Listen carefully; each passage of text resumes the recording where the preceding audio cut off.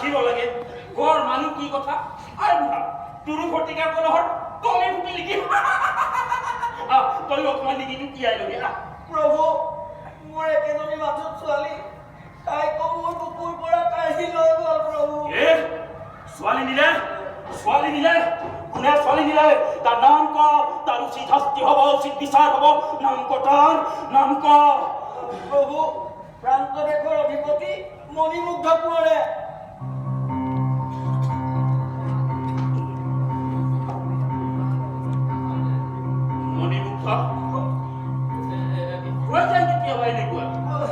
প্ৰভু আপুনি আমাৰ ৰজা গতিকে ন্যায় বিচাৰ কৰক প্ৰভু ন্যায় বিচাৰ বুঢ়া দেখা নহয় এইখিনি মোৰ বিশ্ৰামৰ সময় আৰু বুঢ়া ৰজা হলো বুলিয়ে ফটিকা টুকা খাই অলপ ফূৰ্তি কৰাৰো অধিকাৰ নাই না হয় এই বুঢ়াক এতিয়া ইয়াৰ পৰা খেদি দে ৰবা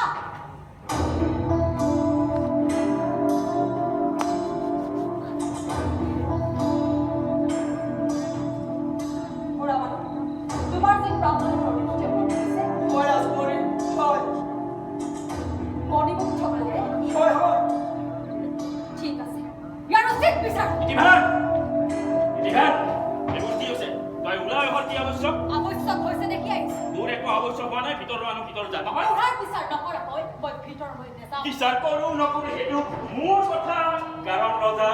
মই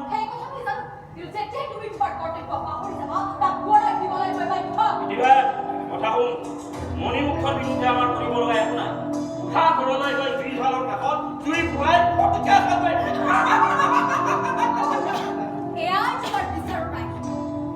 ৰজাৰ আচৰণ হোৱা নাই এয়া মদপী তিনিটা তুমি কাপোৰ ওপৰতে উপযুক্ত আচৰণ হৈছে তই মোৰ ভনী হয় মোক কেনে কথা ক বুঢ়া দেই তই এতিয়া ভিতৰত সোমা আৰু এই বুঢ়াক এতিয়া ইয়াৰ পৰা খেদি দে ৰবা বুঢ়াৰ গাত কোনে মতা বুলি নহয় আৰু তুমিও ৰজাৰ বাবে অনুপযুক্ত মই ৰজাৰ বাবে অনুপযুক্ত তেনেহ'লে উপযুক্ত কোন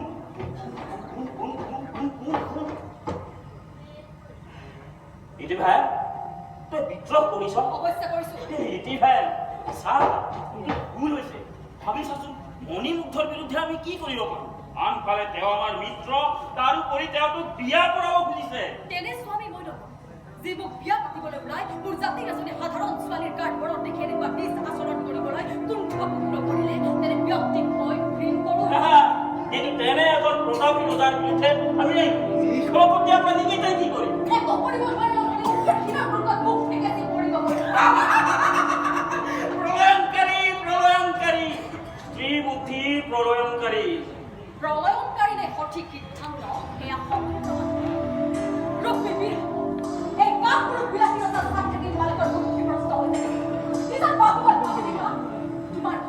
তোমাৰ চলতে অত্যধিকাৰ বুকুত কৰিয়াই থৈ গ'ল অথচ তুমি কৰজে উঠি তাক পদভূমি নিৰ্মালী ৰূপে গ্ৰহণ কৰিলা তুমি ইমান তললৈ গ'লা ঠিক কৈছা পাহৰিলে সকলো পাহৰিলে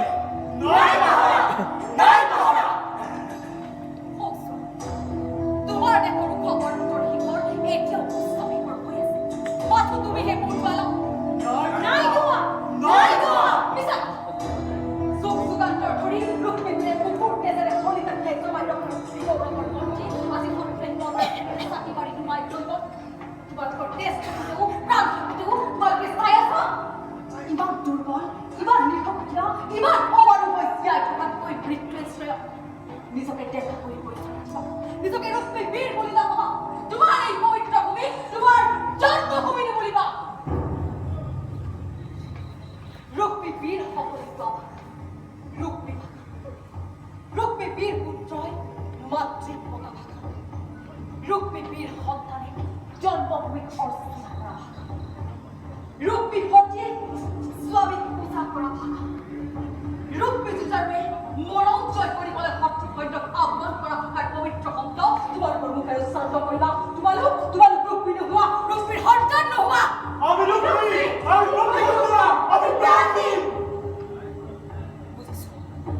যুগে যুগে পুৰুষে যেতিয়া নিজৰ কৰ্তব্য পাহৰি কৰ্তব্য বুলি মোক কৈছিল তেতিয়া দুটাই কৰ্তব্য পৰাই ওলাই আহিছিল আৰু আজি তাকেই কৰিবলৈ ওলাই আহিছো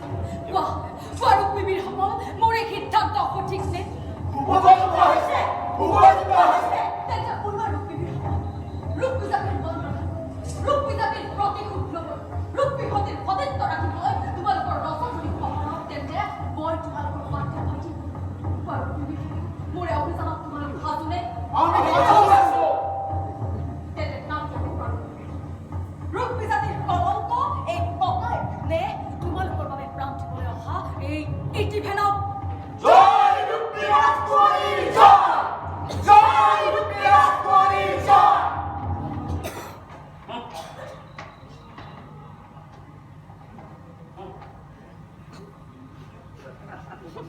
জ্ঞানত তমনীয়াই অজ্ঞানে পুতি প্ৰায় এখন দেশত মোৰ দৰে জ্ঞানী সিংহ পুৰুষ এক মুহূৰ্তৰ বাবে থকাটো উচিত নহয় আহক কোনো বিবিধ আছে মোৰ লগত আহক